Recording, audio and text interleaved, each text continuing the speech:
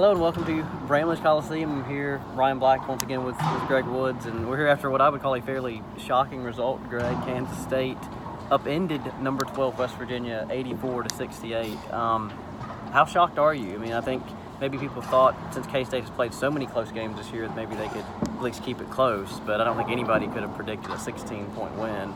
I definitely could not have. That was very shocking, not only with the way, just the fact that they won, but the way they started so hot. They started really well. They also ended really well too, which has been kind of their bugaboo the last several games. They couldn't close out games. Today they do that, and they do that really well. They let it get within four. Six. It was six. I double checked that. It was the players got confused. They said 60-56, but 60-54 was the closest. 60-54 was the closest it got in the second half. Right. So it goes from a 20-some point lead to a 6-point lead. 24 was the biggest. 24, right. So in a lot of cases this year, you would have expected K-State to wilt, to fold, like Cardier said.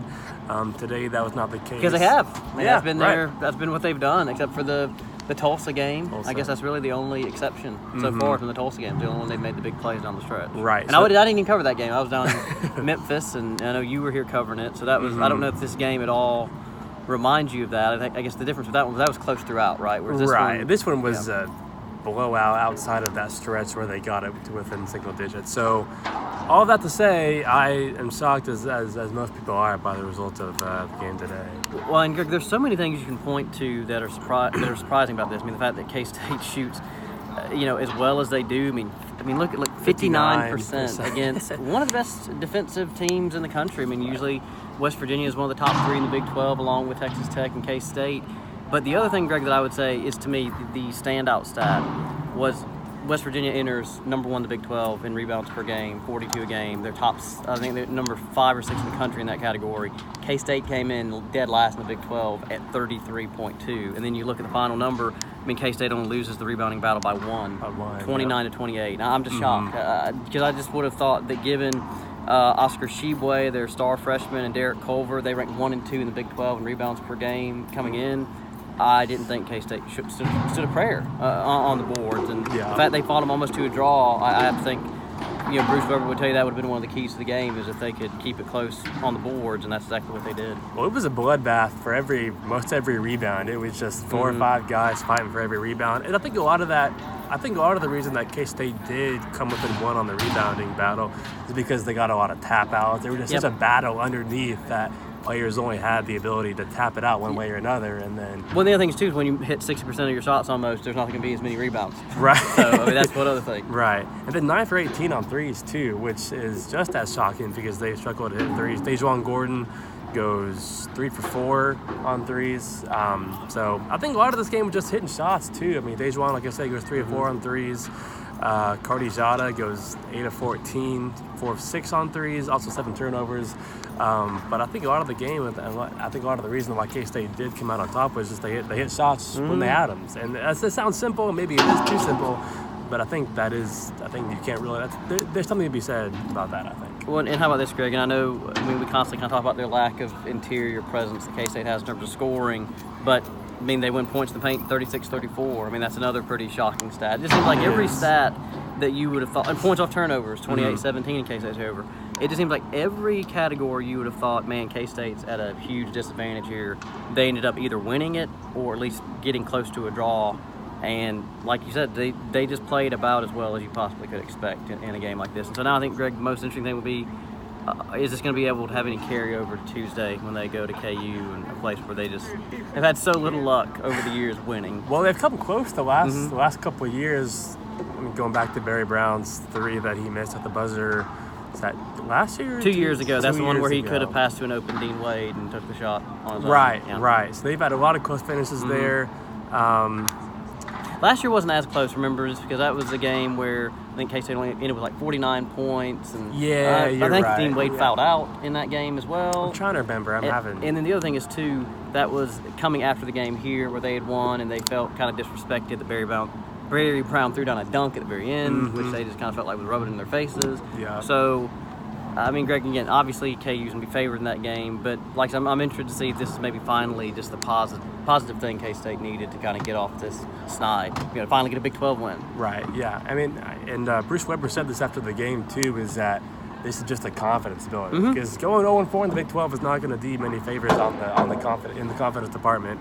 And I think, if nothing else, even if this game doesn't lead to another win at KU on Tuesday, at the very least it'll give them some confidence to say, hey, we can beat these teams. We can just win. We can win a Big 12 game, and hopefully that can lead them to And you assume, Greg, if they had lost today, that would have also added up to another loss Tuesday, because it's just Right. I mean, going into KU, you're 0-5. They still might lose then. And they still might lose then, but it's just the fact that, like you said, there's going to be at least some positivity for this team, all the way till you get to Tuesday night when they tip off there at Allen Fieldhouse. The other thing I would say, Greg, and we haven't brought him up yet, I don't believe, except maybe just in passing, is Dejuan Gordon finishes, look here at 15 points. I mean, just an outstanding game from him. I was a little bit surprised he didn't get the start today. After he got the start, against Texas Tech, but they decided to switch things up and put David Sloan in instead, which is fine. He had a great game as well. But I mean, Dejuan finally had the kind of breakout game I think that we've really been waiting for from him since he got here. He was great, and I did notice in the post-game press conference somebody asked Bruce Weber about why. Or just about Sloan starting and kind of what that created for the team, and Weber and Dejuan just kind of smile at each other. I'm not sure what that meant, but it was just kind of a funny moment between those two guys. But anyway, yeah, I mean Gordon, 15 points, 6 of, I think I said 3 for 4, but 3 for 4, 3, 6 of 7 overall. They did kind of key in him on the second half. I think he only had 2 points. 2 points, because he had 13 in the first. Yeah. Right. So, but still, I mean that is an encouraging performance for anybody, but especially a guy that. And especially against a team like this. Yeah. Against a team like West Virginia, where, you're just expected to have to fight kind of tooth and nail for every single point. So it's just, again, Greg, I would have to tell you, since I've been here covering K-State, this is one of the most shocking wins I've seen for the basketball team. Obviously, the Oklahoma football win was pretty shocking, but this ranks up pretty high in terms of just did not see this kind of game coming. Like I said, I guess I could have maybe they could pull out like a last-second kind of thing, because that's been their MO this year, but I would have never thought they would have won by double digits and hand West Virginia their worst loss of the season at this point. Well, you can say the same about the West Virginia football game that K-State played. Well, I mean only in November. terms of K-State victories. You're right. Now, that was an equally stunning loss, K-State losing at home to an underdog West Virginia team. But like I said, I'm just trying to rack my brain, Greg, to find a basketball win since I've been here. That was maybe the Oklahoma 2 years ago when again Trae Young came in here. And I believe they were undefeated still at the time, and they just completely flummoxed him, and that was a huge win. But I still think, again, the difference was that team was not in the kind of rut that this one was. I think that's what changes everything about this team compared to the previous two, that you and I have been here for was, those teams were so experienced with the trio that we've talked so much about in the past with Dean Wade and Barry Brown and Kamal Stokes, whereas this team has kind of been just trying to find its footing all season, and maybe this is finally it, Greg. Maybe this is finally what they need to get them moving in the right direction. Now, I think they've still got a lot of ground to make up, and I still think at this point the only way they're going to make the tournament is if they somehow win the Big 12 tournament. But I guess you never know. This was the win last year, Greg, that turned things around for that team. They started 0-2 and then overcame that huge deficit in the second half and ended up winning 14 of their last 16 Big 12 games. So that would be a stunning result if they do that this year. But once again, K-State pulls out a win here against West Virginia, and I think it's going to be big for this team going forward. That's right. Could not agree more. Totally.